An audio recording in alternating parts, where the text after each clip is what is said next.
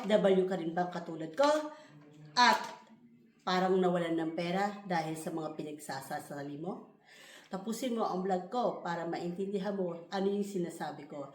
Ako nga pala si Loris Jackson, nanipreneur ng Australia. Bigyan kita ng istorya.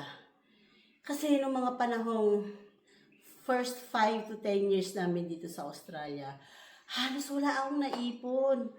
Bukod sa binigay ko sa iba yung perang pinaghirapan namin mag-asawa. Kasalanan ko talaga yun. Alam mo, ilang budol ang naranasan ko? 5 budol ang naranasan ko. Pero noon yun. Ngayon, natuto na ako dahil sumali ako sa Kasosyo Malupit Group. Naturuan nila ako magkaroon ng financial literacy at saka mga strategy para magkaroon ng small businesses. Na-inspired ako ng mga taong nasa ibang bansa na nagninegosyo rin. Kaya dumating yung nag-experiment pa ako ng LG Worley para parang ganon. Gusto mo bang malaman kung ano yung mga 5 budol's na naranasan ko? Una, budol friend utang. May kaibigan kasi kami taga-Tondo dati.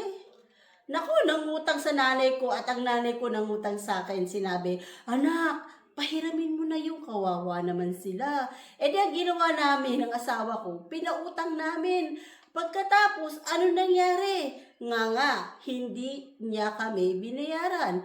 Kahit na anong parinig ko sa Facebook, hindi siya nakikiramdam. Kahit anong gawin ko, kahit minsan, tinatanong ko yung mga kamag-anak niya, hindi pa rin kami binabayaran. Naku, kung sana yung pera na yung pinasok ko sa bangko, kahit na hindi ako marunong magnegosyo pa ng todo-todo noon, di kumita pa ng interest yun, ilang taon na kaya yun? Aba, kahit na $2,000 lang yun, malaki pa rin yun. Nasa Australia naman din siya, bakit hindi siya magbayad? Nakakainis. Kaya kung ikaw OFW dyan at mahilig ka magpautang, naku, mag-isip ka ng maigi kasi yung mga ibang kapitbahay mo at kamag-anak mo, okay lang sana. Pero yung mga ibang kapitbahay mo, bakit? Nung pumunta ka ba rito sa ibang bansa, binigyan ka man lang ng kahit na isang dadalhin mo para maalala mo siya? Tinulungan ka ba mag-ayos ng mga dokumento mo para maalala mo siya? Ay nako, ang dami na kaya nangyari sa aking utang na yan. Kung di ko lang din mabilang kung ilan. Tanga-tanga lang din ako nung unang panahon Pero hindi na ngayon. Kaya ikaw, kung iisipan mo, may nag-text sa'yo na, hi, Mare, musta na? Naku, mag-isip ka na maigi. Mainam mong gawin is, instead na pahiramin mo ng malaking halaga, bigyan mo na lang ng 2,000. Halimbawa, nanghihiram ng 20,000. Siguradong hindi ka nababayaran yan. Ang gawin mo, bigyan mo na lang ng 2,000. At least, nakatipid ka pa ng 18,000. Ganun na lang ang ginagawa ko sa panahon ngayon Kasi hindi naman talaga sila nagbabayad. Kasi ang alam nila, OFW ka, ibig sabihin, mapera ka. Crypto trading. Nako, ito yung crypto trading. Ito yung mga panahong 2018 yata yun. Yung naglipa na yung mga crypto sa paligid at nagtitrading daw. May makukuha. Ngayon nga, usong-uso pa rin. Marami nag-a-add sa akin ng GC, chat, everything. Sabi nila, pag nag-invest ka ng $1,000, may 5% ka every week. Ay, ang laki nun. Kung sa isang taon, 5%, kung sa isang 352 weeks sa 5%, ilan yun? Di humigit kumulang na 200. Teka, gagamitan ko ng calculator. Basta malaki. Pero ang totoo, kapag lumagpas ng 20% annual ang sinasabi nilang income, too good to be true na yun. Mag-isip ka na bago ka pumasok sa crypto trading. Kung gusto mo talaga mag-crypto trading, pag-aralan mo na lang. At least ikaw yung natuto. Hindi yung ibinigay mo yung pera mo sa iba, tapos sila ang nag-aral para sa'yo. Pero sa totoo lang, yung experience ko dyan sa crypto trading, ay napakalaking sakit ng ulo. Kasi ganito yun. Alam mo ba, nag-crypto trading ako, ang initial funding ay $1,000. US dollars.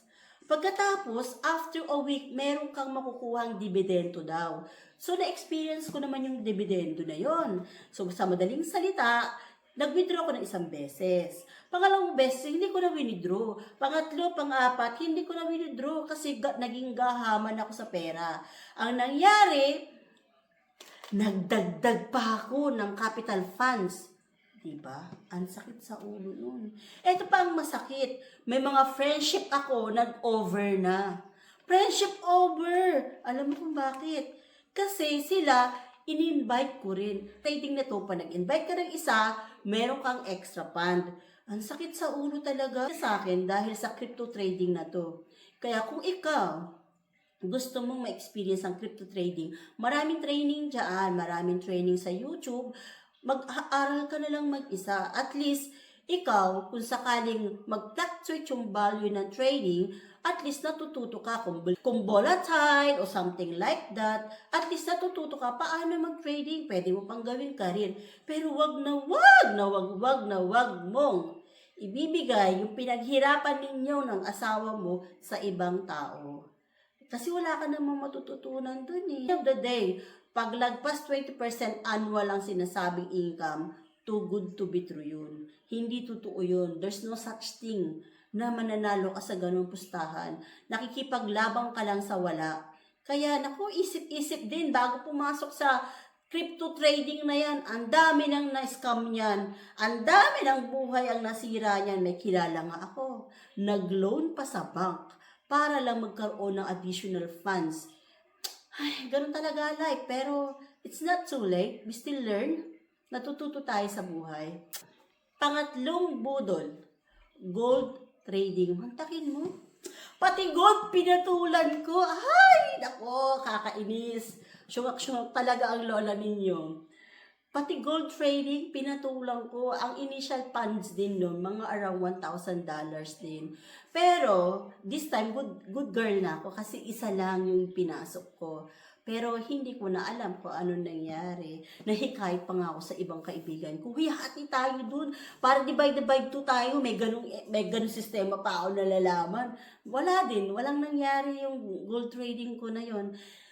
Ay, ganun talaga. Isa yun sa mga iingatan ninyo. Kaya kung mayroon kayong maliit na pera dyan na itatabi, wag na nyo ibibigay kahit kanino. Kung ikaw gusto mo, mag-umpisa ka magnegosyo. At least, kapag ikaw yung nag-umpisa nagnegosyo at nag-aral, at least yung pera mo, kung natalo ka man dahil first time mong business person, at least natuto ka. Yun yung pinaka-importante, natuto ka at bangon ka ulit. Hindi ba? Hindi wag mong papasukin ang trading na hindi mo naman alam. At saka hindi mo nga kilala yung mga sino yung presidente, no? Hindi mo nga kilala yung wala nga sila sa stock market. Bakit ka magpapasok ng pera sa hindi mo naman alam? Ay, ganun po ako katanga noon. Pang-apat na budol, networking. Ay, yan pa. Mantakin mo. Ayan, pang-apat na budol. Ang sabi nila, maganda daw yung product nila. Ang sabi nila, maganda yung item nila. Ang sabi nila, mag-invite lang daw ako. At kapag meron akong A plus B, 1.5. Ganun ang mangyayari. Alam mo sa katangahan ko, 6 ang body na binili ko at kay Mr. 8. No, ilan yun? 6 plus 8. 14 yung nabili ko. Pero nasan na? Nga. Pero sa totoo naman, may mga networking na totoo at tunay tulad ng Avon. Avon o Avon, whatever. Yan, kung gusto mo talaga matutong ng networking, pumasok ka sa Avon. Pumasok ka sa Avon, kundi sa Tupperware. Ayan, maganda ang sistema nila, maganda ang training nila. Diyan ka pumasok para kung gusto mo magkaroon ng totoong networking. Isa yan sa mga nakikita kong legit at lihitin mo. Kasi yung networking na napasukan ko, sabi nila, tutulungan daw nila lumago yung network ko. Pero at the end of the day, yung team leader daw kuno namin, sarili lang din niyang iniisip niya. At kahit naman anong gawin ko, kung mag-i-invite man ako sa iba, sinubukan ko naman. Ang problema, natakot ako dahil sa dami ng experience ko. Natakot ako baka maloko ko rin sila at hindi pa ako makatulog niyan. Ang hirap. Kaya talaga ulit, kung ikaw ay may extra pera, magnegosyo ka na lang. At least natututo ka. At least alam mo kung hanggang saan yung limit mo. Huwag mo ibibigay talaga yung pinaghirapan mo sa ibang tao, ibigay mo na lang sa magulang mo at mga kapatid mo, nakatulong ka pa, masaya ka pa. Ay! Ang 5 budol, franchise. Ay, nako. Kung nakita mo yung 5999 na yan, tsaka 6999 na yan, basta may 999, ewan.